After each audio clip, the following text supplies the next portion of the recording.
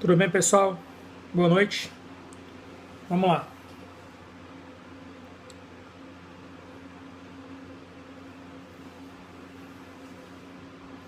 Bem-vinda aí, Tereza.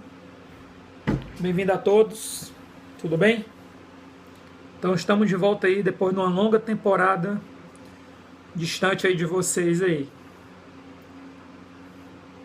Beleza?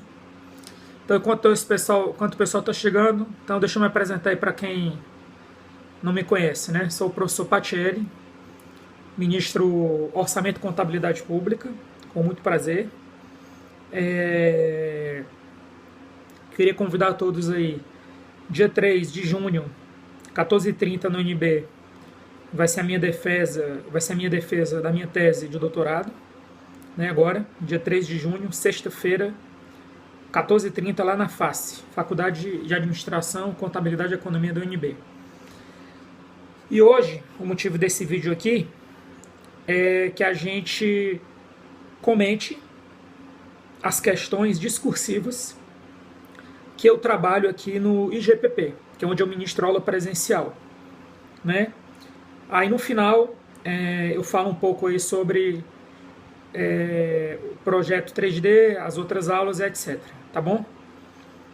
Então já vou começar agora, mas aí o que é que eu peço que você faça? Inicialmente, as pessoas aí que Muito bom, Mari.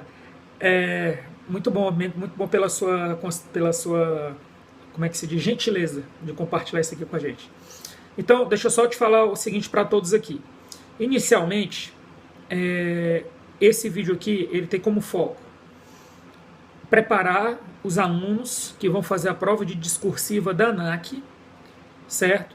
E que caem as disciplinas do Orçamento e Contabilidade Pública. Então, esses temas que eu vou resolver aqui com vocês, que eu vou dar dicas, né, de como resolver, quais são os aspectos que você deveria tratar, eles foram trabalhados por mim presencialmente no IGPP, onde eu ministro aulas presenciais. Esse é o primeiro ponto. Essa mesma metodologia que eu uso na aula presencial, ela também está nos vídeos do 3D. E o curso do 3D de discursivas, a gente vai trabalhar com 47 questões discursivas, podendo aumentar na medida que forem saindo novas questões. Tá bom? Então é isso. Então, e aí para você ter um maior rendimento desse vídeo, mesmo você que está assistindo agora, ou você que vai ver o vídeo depois, na repetição, qual é a minha sugestão para você? É que primeiro, entre no meu grupo de dicas. Ao entrar no meu grupo de dicas, como a gente já está com mais de 1.100 membros, assim que a gente chegar no membro 2.000, eu vou fazer um sorteio justamente do meu curso de discursivas. Esse é o primeiro ponto. Segundo ponto, o que eu vou comentar agora, as questões que eu vou trazer aqui, os arquivos estão no meu grupo de dicas. Então, eu sugiro, antes de mais nada, antes de começar a assistir o vídeo, né, lógico que quem está aqui agora vai ter que assistir, mas quem for para repetição, primeiro, baixa as questões do meu grupo de dicas. Tem 3 arquivos lá PDF. Baixa os arquivos e aí na sequência você vai acompanhar o meu vídeo aqui melhor. Tá bom? Então vamos para o que interessa. Eu estou aqui. Então vamos lá. A questão ela diz o seguinte. Foi uma questão que foi cobrada na prova do CESP. E diz assim, basicamente. Considerando o texto acima de caráter unicamente motivador. Espera aí, deixa eu ajeitar aqui. Elabore um texto dissertativo sobre os princípios orçamentários, sua importância e fundamentação jurídica. Ao elaborar seu texto, faça o que se pede a seguir. Identifique e explique os princípios, discorra de modo fundamentado sobre a relação entre os princípios para a organização do orçamento e apresente a fundamentação jurídica dos princípios, discorrendo sobre a aceitação ou não dos princípios pelo ordenamento jurídico brasileiro. Então, beleza. O que a gente tem que saber? Primeiro, numa questão dessa discursiva, que a gente vai ter que fazer uma dissertação, não é um parecer, então você primeiro tem que ficar sempre em terceira pessoa. Primeira dica, não coloca nada em primeira pessoa. É simples, Segunda dica, ele colocou aqui 3 itens. Se ele colocou 3 itens, você deve começar o primeiro parágrafo de cada um desses itens com alguma palavra-chave do que foi pedido no enunciado. Isso é importante por quê? Porque isso evita depois você ser penalizado por fuga da sequência lógica, da discursiva. Então aqui nessa questão, primeiramente, ele pede para você dizer os princípios, né? E ele pede para você identificar e explicar. Aí aqui, como você tem de 45 a 60 linhas, se você for escrever os 16 princípios que existem na literatura, né, você não vai ter espaço para isso tudo. Então você tem que escolher. Então você tem que escolher os que tem mais coisas para falar. Por exemplo, você não pode escolher o princípio da uniformidade. O princípio da uniformidade é pouca coisa. Ele só diz que o orçamento deve ter uma estrutura que permita a comparação ao longo dos anos. Então você deveria escolher quais princípios. Por exemplo, você deveria escolher, eu vou resolver um princípio e fazer a lógica desse princípio. Você deveria escolher, por exemplo, o princípio da exclusividade. Quando eu falasse do princípio da exclusividade, o que é que eu começaria? Eu diria exatamente isso aqui. De acordo com a legislação orçamentária, podem ser identificados os seguintes princípios orçamentários. 2 pontos. Aí você coloca, por exemplo, o princípio da exclusividade, que veda a inclusão de matéria estranha na LOA, Lei Orçamentária Anual. Ponto. Depois você fala de todos os outros. No segundo parágrafo, você vai fazer o quê? Você vai falar da relação dos princípios para a LOA. Aí no segundo parágrafo, ou terceiro parágrafo, que você pode usar 2 parágrafos para falar do primeiro item, lá no terceiro parágrafo, aí o que é que você vai fazer? Você vai dizer de forma mais detalhada como o princípio da exclusividade se integra na LOA. Aí você vai falar assim, como ele fala aqui, sobre a relação entre os princípios orçamentários e organização do orçamento, o princípio da exclusividade permite, aí você entra em mais detalhes do princípio da exclusividade, permite que sejam incluídos artigos na LOA, autorizando a abertura de créditos suplementares até determinado limite, e a autorização para a contratação de operação de crédito, inclusive por meio diário. Simples assim. E aí no final, que é o terceiro item que ele pede aqui, você deveria dizer o quê?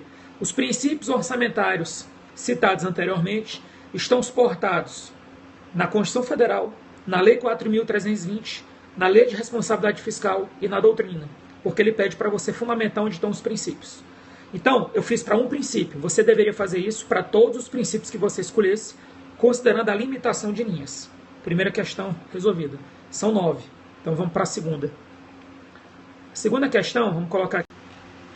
A segunda questão pede para você falar sobre, vamos ver aqui, o orçamento clássico, o orçamento programa e o orçamento base zero. Vamos lá. Então, o que é que você tem que falar? Primeiro, você tem que ser estritamente técnico nessa questão, sem viagens. Segundo, se ele pediu para você falar dos 3 orçamentos, siga a sequência dos 3 orçamentos. Se ele falou tradicional, depois ele falou programa, depois ele falou base zero, siga a sequência. Ah, mas eu não sei falar do programa, só sei falar do base zero. Eu vou inverter a ordem. Vai perder ponto, porque fugiu da sequência lógica da banca. Beleza? Então vamos lá. O que é que a gente pode falar do orçamento programa? O orçamento programa é o orçamento que tem uma única dimensão do gasto, o objeto do gasto. O orçamento tradicional, o orçamento tradicional é o orçamento que possui uma única dimensão, o objeto do gasto. A ênfase do orçamento, a forma, né, a ideia do orçamento tradicional seria ser um instrumento, a principal aplicação seria ser um instrumento de controle político. Controlar os gastos do chefe do executivo. O que mais a gente pode falar de orçamento tradicional? Os principais critérios de classificação da despesa eram unidades orçamentárias e elemento da despesa. O controle visava avaliar a honestidade dos agentes e o cumprimento do orçamento. E ainda existiam sistemas de medições de resultados, ou seja, o orçamento ele ainda não tinha uma ligação do planejamento com a execução. Isso é o orçamento tradicional. Sobre o orçamento programa, o que é que a gente pode dizer? Do orçamento tradicional, ele foi instituído em 1822 na Inglaterra. Isso era importante dizer também. Sobre o orçamento programa, o que é que você pode dizer? Que ele foi introduzido no final da década de 50, né, inicialmente com o nome PPBS, Sistema de Planejamento, Programação e Orçamentação, que são as suas 3 dimensões, planejamento, programação e orçamentação. Fazendo a ligação essas 3 dimensões, está o programa, ou seja, o programa é um módulo integrador entre as 3 dimensões, certo? O que mais a gente pode dizer? A gente pode dizer que no orçamento programa existem algumas características específicas, Quais são as características específicas? Existe uma ligação entre o planejamento e a execução, que é o programa. O principal critério de classificação é a funcional programática. O que mais a gente pode dizer? Que o controle visava avaliar a eficácia, eficiência e efetividade e que existiam sistemas de medições de resultado, inclusive por meio de indicadores. E quais são os 4 elementos essenciais do orçamento-programa? Primeiramente, os objetivos e propósitos. Segundo, os programas que consideram gastos se extrapolam o exercício financeiro. Terceiro, os custos dos programas. E quarto, sistema de medição de resultados, principalmente para os produtos finais. Agora vamos para o orçamento base zero. Geralmente, quando chega no orçamento base zero, a pessoa só fala assim, que é o normal. É o tipo de orçamento, a técnica orçamentária ou a abordagem orçamentária que veda a existência de direitos adquiridos. Ou seja, a cada exercício devem ser justificados todos os gastos. Isso está certo. Mas só isso, pessoal, não preenche mais do que 3 linhas. E você precisa preencher 10 linhas. O que, além disso, você poderia falar?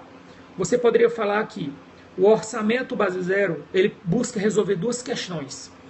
Ele busca resolver a real necessidade de existência dos programas e ele busca resolver, avaliar os programas quanto ao custo-benefício. Beleza. Por que ele é considerado técnico? Então você pode escrever isso também. Ele é considerado técnico porque o orçamento base zero, ele usa como unidade de medida os pacotes de decisão. Os pacotes de decisão podem ser unidades orçamentárias ou ministérios, grandes unidades. Eles podem, inclusive, ser programas. Só que o orçamento base zero, tudo isso que eu estou falando você poderia escrever. Só que o orçamento base zero, na medida que ele exige que todo ano todos os gastos sejam justificados, ele dificulta a adoção de um plano orçamentário de médio e longo prazo. Beleza? O orçamento base zero ele possui 4 fases. A primeira fase, identificação das unidades de decisão. Segunda fase seria o agrupamento das unidades de decisão em pacotes de decisão, que podem ser ministérios ou programas. Terceira fase, hierarquização e avaliação dos pacotes de decisão. E quarta e última fase, elaboração dos planos operacionais em conformidade com a avaliação dos pacotes de decisão. É isso. Vamos para a próxima questão. Foram 2.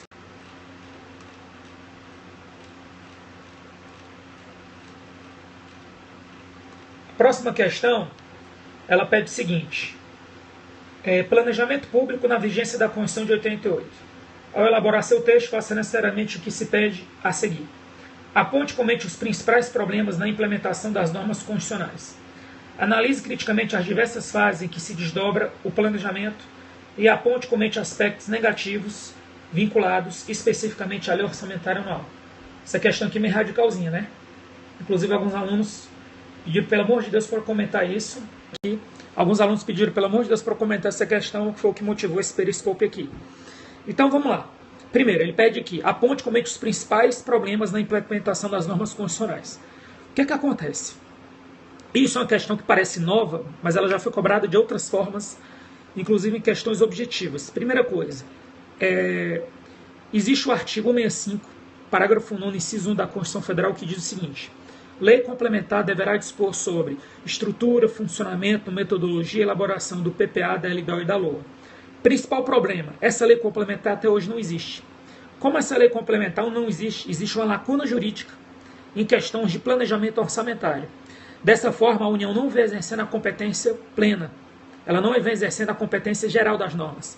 Fruto disso, existe uma lacuna jurídica e vários estados vêm exercendo a competência, poderiam exercer a competência plena, porque o orçamento é uma matéria concorrente. Então, primeiro problema na implementação, inexistência da lei complementar de que trata o artigo 65, parágrafo 9º, inciso 1. O segundo problema, que decorre desse aí, é que, atualmente, por não existir essa lei, a LDO, ela, que é uma lei ordinária, vem tratando de temas que são perenes e que deveriam estar nessa lei complementar. Ou seja, a LDO vem servindo, em certa medida, como essa lei complementar que não existe. Ou seja, você vem trabalhando na LDO temas que deveriam estar nessa lei complementar. Ou seja, você vem causando desvio de função da LDO na medida que não existe essa lei complementar previsto no artigo 65, parágrafo 9º, inciso 1. Então, isso é uma segunda consequência.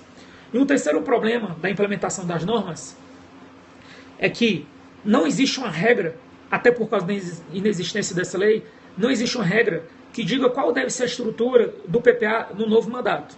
O que a gente tem é o seguinte, que a LOA e a LDO devem ser compatíveis com o PPA vigente, mas quando muda o PPA, não existe nenhuma regra que diga que o PPA atual deve ser de alguma forma respeitar o PPA antigo.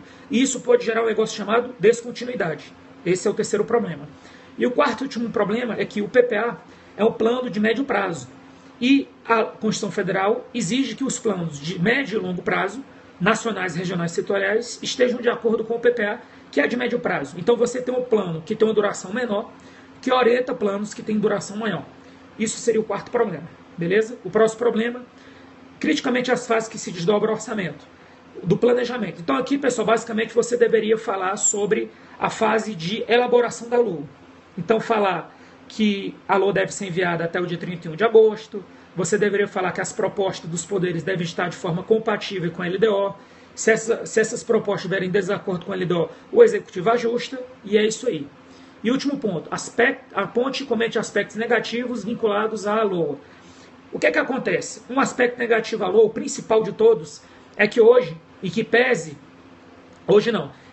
existir a previsão da DRU, que atualmente se encontra não aplicável, porque a DRU venceu, ela não foi renovada, em que pese existir a previsão, a intenção de renovar a DRU, mas que atualmente não encontra em aplicação, o orçamento é muito engessado. Então tinha que usar essa questão do engessado.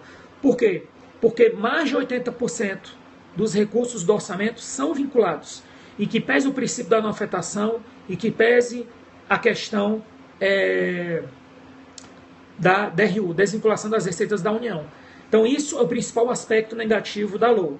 Um outro aspecto negativo é que, devido ao orçamento ser autorizativo, que aí você tem que falar alguma coisa, e de fato o orçamento é autorizativo, ele não obriga o Executivo a executar todo o orçamento que foi aprovado por um outro poder, no caso o Legislativo. Então é isso. Vamos para a próxima questão. Foram 3. A próxima.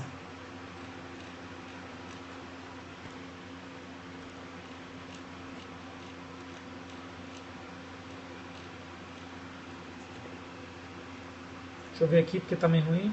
Pronto, deixa eu ver. Pronto, melhorou. Aqui é uma questão, deixa eu ver aqui. Pronto. Sabes que o orçamento público, a um só tempo, é um mecanismo de planejamento e controle, por sua vez, compreendido como forma permanente de responsabilização dos agentes públicos. Sabes também que a accountability em seus dois desdobramentos, o vertical e o horizontal. Nesse contexto, em um mínimo de 45 e um máximo de 60 linhas, sem deixar de conceituar e estabelecer as relações de causalidade, elabora um texto dissertativo respondendo a seguinte pergunta: caracteriza o orçamento público por ser um instrumento de accountability nos seus desdobramentos vertical e horizontal? Então vamos lá. Primeiro, o que seria accountability? Então, accountability é um termo estrangeiro que possui 3 conceitos dentro dele. Então você tem a transparência dentro de accountability, você tem, que é a transparência, seria o primeiro conceito, você tem a responsabilização, ou seja, o gestor tem que ser responsável pelos seus atos, e você tem a prestação de contas. Então o gestor deve prestar contas sobre os seus atos. E caso seja detectado algum desvio, ele deve prestar contas, deve ser responsabilizado. Então tem esses 3 conceitos: transparência, responsabilização e prestação de contas. Isso é o accountability. Essa questão ela caiu na CEJU em 2012. Então essa questão provável da banca da prova da ANAC, ela deve ser uma questão multidisciplinar. Beleza? Continuando. Caracteriza o orçamento público por ser um instrumento... Aí ele pergunta agora na sequência: qual o conceito de accountability vertical e horizontal? Então, no accountability horizontal, é o accountability que ocorre entre instituições que fazem parte do mesmo governo, do mesmo nível. Por exemplo, que é o que você deveria falar, dentro do accountability horizontal você tem o legislativo e você tem o controle interno, ou seja, o controle externo e interno, que avaliam, acompanham a execução orçamentária e financeira dos outros poderes. E como isso ocorre dentro do ciclo orçamentário, que é o que você deveria encaixar. Então o legislativo, ele avalia e julga as contas do presidente, no caso do Congresso Nacional. O TCU julga as contas dos gestores. O controle interno, ele acompanha a execução orçamentária e financeira da LOA, verificando a legalidade dos atos que gerem receitas ou despesas, a fidelidade funcional dos agentes públicos responsáveis por recursos públicos, e o que mais? E o cumprimento do programa de trabalho. Isso que eu acabei de falar para todos vocês está na Lei 4.320. A primeira parte que eu falei do Tribunal de Contas e do Congresso está na Constituição Federal. Então, de forma simples, é isso aí. Quando a gente fala da contabilidade vertical, é o controle que existe de entidades ou instituições fora da estrutura do governo. Então a gente tem como principal representante o cidadão. E o cidadão ele pode participar do orçamento por meio das denúncias sobre o desvio de recursos públicos. E aí você tem que reforçar, para a denúncia funcionar corretamente, é preciso que haja transparência pública dos dados. E o que mais? A LRF prevê que durante as etapas de elaboração do PPA, da LDO e da LOA sejam realizadas audiências públicas com a participação do cidadão. Então, de forma simples, é isso aí. Vamos agora para o segundo bloco. O segundo bloco a gente vai trabalhar aqui com... Já foram 4, faltam 5 questões. Então aqui, pessoal, fala basicamente o conceito e característica da despesa pública, descrição dos estágios. Então aqui, pessoal, como você tinha que escrever várias linhas, você deveria falar, que eu vou ser mais sucinto, você deveria falar a diferença de despesa orçamentária e despesa extra-orçamentária. E nos estágios, como você tinha que escrever muita coisa, eu falaria da parte completa. Ou seja, eu primeiro falaria por etapas. Então, etapa de planejamento, etapa de execução e etapa de controle e avaliação. Dentro do planejamento, eu falaria dos 4 estágios: fixação, descentralização de crédito, programação orçamentária e financeira, licitação. E na etapa de execução, eu falaria sobre empenho, liquidação e pagamento. É isso aí, esses conceitos são fáceis. Para quem já está nessa fase de discursiva, não tem segredo. Agora vamos falar sobre... Foram 5 já, hein? Vou ajeitar aqui.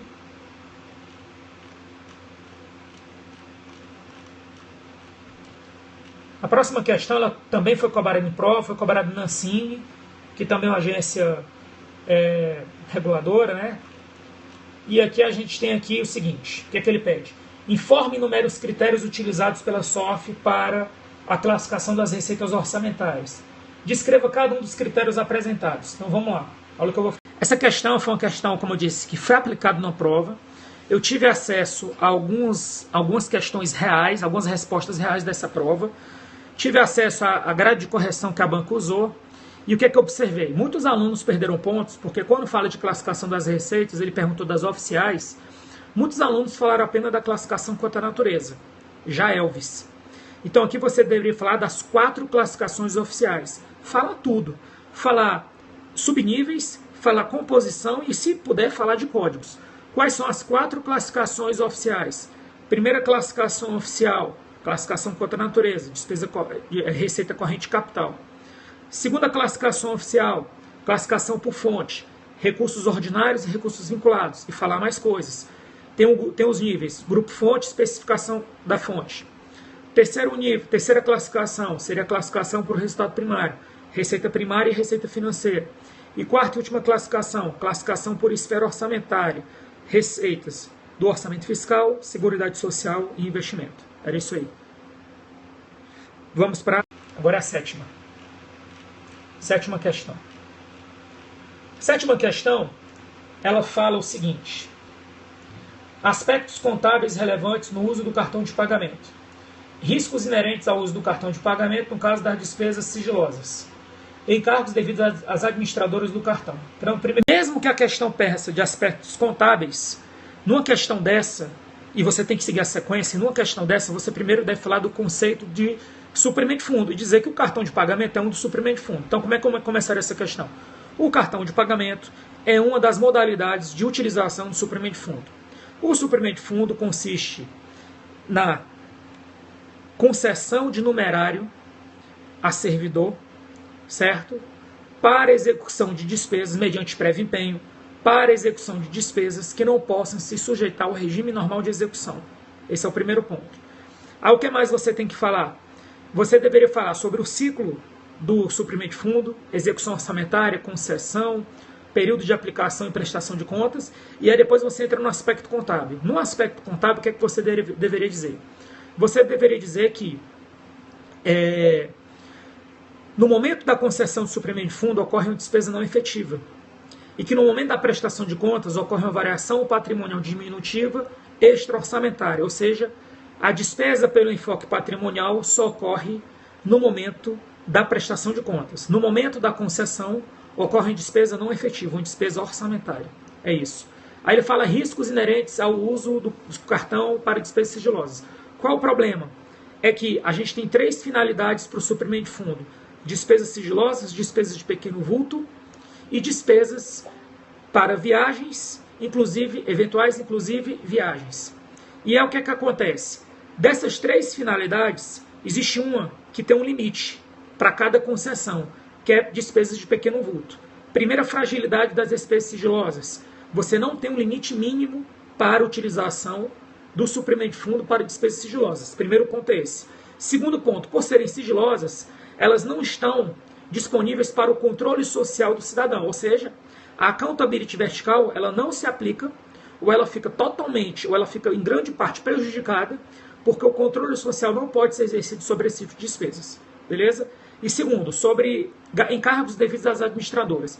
Os únicos encargos devidos à administradora seriam os gastos em caso de multa, que no caso é o Banco do Brasil, ou seja, só vai dever alguma coisa se tiver multa, né?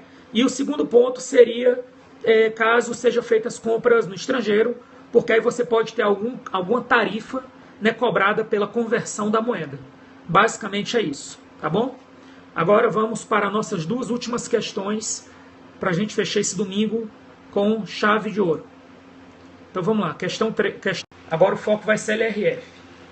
Então aqui, essa questão aqui, que também está no dicas, né, no meu grupo de dicas, fala sobre o objetivo central da LRF, critérios para aumento de despesa, como são tratados os dados das despesas com o pessoal na esfera estadual, inclusive ano eleitoral, e requisitos para concessão de incentivo fiscal. Então vamos ser o objetivo central da LRF é garantir ou assegurar ou dar meios para que a gestão fiscal seja transparente, certo?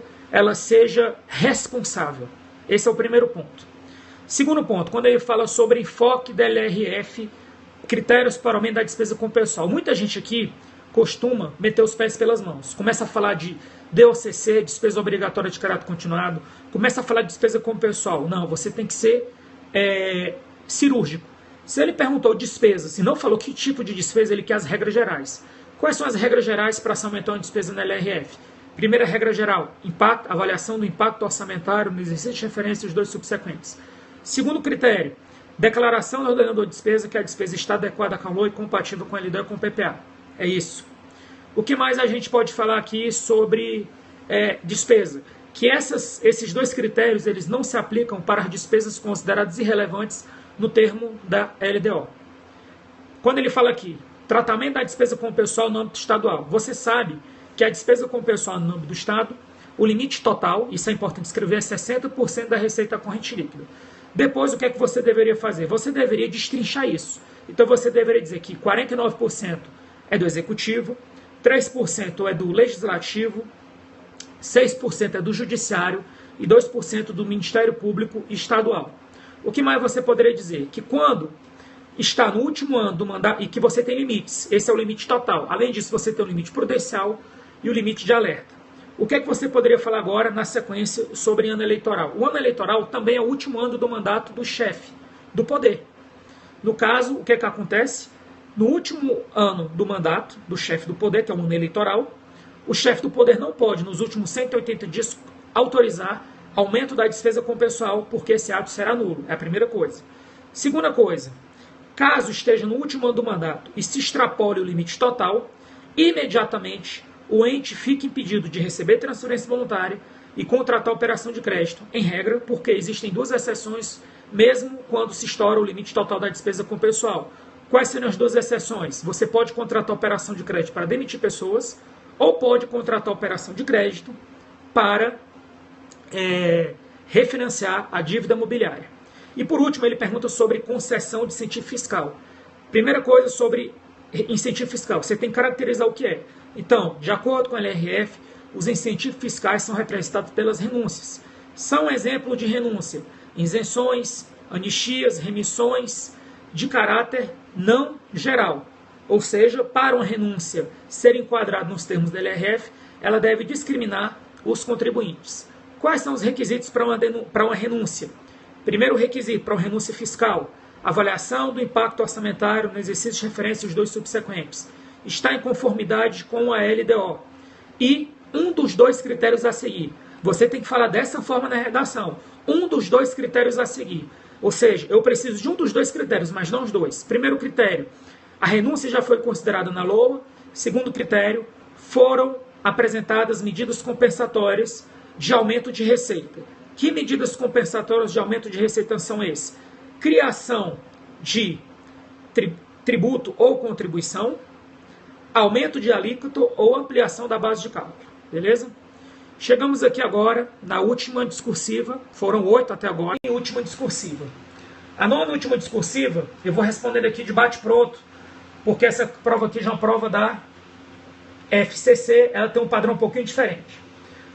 Quais são, respectivamente, os limites percentuais de gastos de pessoal sobre a receita corrente líquida de um município, de um poder executivo municipal e de um poder legislativo municipal? Vamos lá. Letra A, que é a primeira pergunta da banca FCC. 54% da receita corrente líquida do executivo e 6% para o legislativo. Vamos para a letra B. Explique em qual hipótese haverá alerta por parte do Tribunal de Contas do Amazonas em relação a gasto pessoal de um poder executivo municipal. Resposta: caso se ultrapasse 90% da receita corrente líquida. Isso é o limite de alerta. Identifique outra hipótese geradora de alerta por parte dos tribunais de contas. Essa aqui é um pouco mais difícil. Ou seja, essa resposta ela está exatamente no final da LRF, artigo 57, 58, por ali. E é o que é que fala? Que os tribunais de contas emitirão alerta quando 90% da receita corrente líquida for ultrapassada, 90% do limite total dos seguintes limites for ultrapassado: despesa com pessoal, dívida consolidada, dívida mobiliária, garantias, operação de crédito e área. É isso aí. Letra D. Explique. Vamos lá? Explique se as despesas com terceirização de mão de obra devem ser classificadas como despesas com pessoal. Então, qual a resposta? Para fins de LRF, serão classificadas como despesas com pessoal apenas as despesas com terceirizados que estiverem substituindo servidores, ou seja, estiverem exercendo as atividades previstas no plano de cargos e salários do órgão. Letra E. Os gastos com horas extras e com compensação de regimes entram no cômputo das despesas com pessoal. O que é que acontece? Olha, os gastos com as horas extras entram, exceto a convocação extraordinária do Congresso. Tirando esse aí, os gastos com horas extras entram. As despesas com compensação financeira de regime previdenciário não entram para o cálculo da despesa com pessoal. Letra F. Qual a periodicidade para a classificação do cumprimento dos limites de gasto com pessoal no município? O que é que acontece, pessoal? E um município, em regra, é a cada 4 meses, porque isso vai ser feito no relatório de gestão fiscal. Mas, para os municípios com até 50 mil habitantes, a LRF faculta que essa checagem seja feita a cada 6 meses. Beleza? Essa é a resposta da letra F. Letra G. O alcance de qual percentual do limite máximo de gastos com o pessoal é vedado a um poder executivo municipal criar cargos? Aí o que você fala? A partir de 95% do limite. A resposta, como é que você faria? O limite de gastos com o município, com o executivo municipal, é 54%. Então você multiplicava 95% vezes 0,95 vezes 54%. Essa seria a resposta padrão. Está acabando, só tem mais 3 itens. Letra H. Se o Poder Executivo Municipal exceder o limite máximo de gastos com o pessoal, poderá haver a concessão da revisão geral anual prevista no artigo 37 da Constituição Federal Brasileira de 1988. O que é que acontece? Dica. Quando o ente ultrapassa o limite total, ele continua sofrendo as restrições do limite prudencial. No limite prudencial, em regra, não se pode ajuste de pessoal, mas mesmo quando se ultrapassa o limite prudencial, ainda se pode o reajuste previsto no artigo 37, inciso 10 da Constituição Federal. Ou seja, essa mesma exceção continua valendo para o limite total. Essa aqui foi a mais difícil da prova, dessa prova aqui da FCC. São Paulo e Rio são os únicos municípios brasileiros a contar com o Tribunal de Contas. Esses tribunais estão sujeitos ao controle dos seus gastos com o pessoal? Sim. Como eles são um órgão do Legislativo, os gastos desses tribunais de contas estão inseridos no limite do Legislativo Municipal, ou seja, 6% da receita corrente líquida. Essa era a resposta. Qual o regime contábil adotado para apuração da despesa total com o pessoal? É o regime de competência, ou seja, mas é o de competência à luz da contabilidade pública mesmo, ou seja, inicialmente se consideram as despesas empenhadas no mês de referência e nos 11 meses anteriores, que tenham corrido dentro dessa competência. Por exemplo, isso é a resposta. Agora, por que você tem que escrever dessa forma? Porque se você tiver, nos últimos 12 meses, empenhado uma despesa com o pessoal de um precatório de 10 anos atrás, mas que só foi pago nos últimos 12 meses, esse precatório que foi empenhado, liquidado e pago nos últimos 12 meses, como o fato gerador dele foi 20 anos atrás, esse precatório de pessoal ele deve ser excluído da despesa com o pessoal. Ok, pessoal? Então, aqui a gente encerra. Alguém quer fazer algum comentário, alguma colocação final? Antes de eu passar uma mensagem aqui final? Sim, esse material está no Face, no grupo de dicas. O grupo de dicas ele está exatamente aí no título dessa gravação de hoje no Periscope. Tá bom? Mais alguma coisa, pessoal?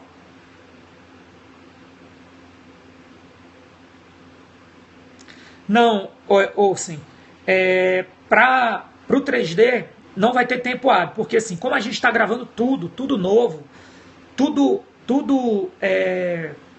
realmente novo mesmo, não vai ter tempo hábil de fechar. Eu garanto que é o seguinte, a parte de orçamento público, a partir de agosto, vai estar zerado. Eu vou pegar todos os cursos do Brasil de orçamento público, a partir de agosto. Mas até agosto, quem tem edital até agosto, realmente vai ficar mais complicado. Mas quem tiver edital depois de agosto, pode entrar no 3D Concursos que vai atender. CGU já está lá, viu, Silene? Já tem um curso da CGU lançado lá, de orçamento e contabilidade pública. Tá bom, pessoal?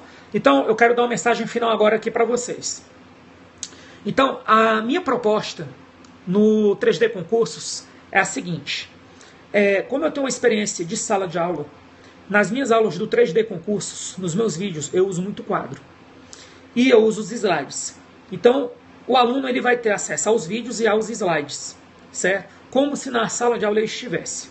Além disso, vai ter um material PDF. Só que tem uma diferença. A diferença é a seguinte. Esse material ele está totalmente integrado, que é um diferencial que tem no mercado. Eu digo isso porque eu já fui de outros cursos. Então, geralmente, não tinha um compromisso de você dizer assim, poxa, tem um material PDF, mas o material PDF ele não conversa 100% com os slides. Ou as questões que você responde nos slides não são as mesmas que estão no PDF. Diferentemente, de forma inovadora, mais complexa para quem elabora, não para o aluno, está tudo integrado. Ou seja, a palavra-chave do meu curso é integração. Integração entre aula online, aula vídeo, PDF e slides. De forma que você, mesmo que não vá para a sala de aula, não tem esse diferencial. Agora, a sala de aula ela sempre vai ser necessária para você ganhar aquele sprint final, ganhar aquela competitividade de ver os seus colegas estudando. Isso aí não se tira. Isso aí, realmente, você vale para a sala de aula. Mas, abrange prefeituras, sim. O meu material ele abrange como prefeituras. Só tem que ver o edital, você me manda um e-mail, a gente esclarece isso.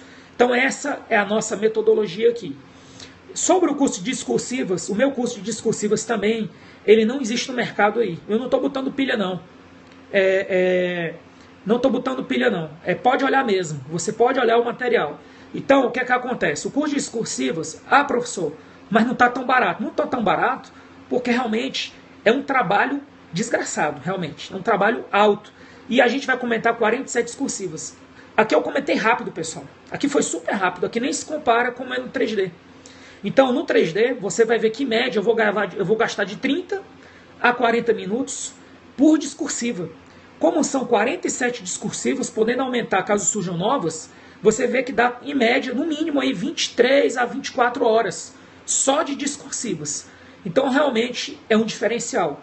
E lembrando, para cada discursiva, vai ter a resposta padrão em PDF, com alguma dica, tá bom? Com algumas dicas teóricas. Então é isso, o 3D chegou para ficar, o 3D chegou para destruir realmente, para fazer o diferencial. A gente está completando o quadro de professores, né? Para que o quadro de professores atenda esse padrão que eu, por exemplo, o professor Rodrigo temos também, e o professor Marcondes também terão nas suas aulas, tá bom? Mas é isso, estamos muito felizes aí, espero que tenham gostado aí dessas dicas para quem vai fazer a prova da ANAC. O site dos 3D é www.3dconcursos.com.br. Beleza, pessoal? Fiquem com Deus. Um ótimo Dia das Mães para todas as mães que estão nos assistindo e vão nos assistir, tá bom? E lembrando, dia 3 de junho, quem estiver em Brasília, está convidado lá para a UNB para assistir a minha defesa da minha tese de doutorado. Vários alunos estarão presentes, né? Inclusive alguns alunos foram na minha defesa de mestrado, né? Fiquei muito satisfeito com isso e espero que eu seja aprovado, né? Então é isso, pessoal. Então, até mais. 3D Concurso na área. Vamos nessa.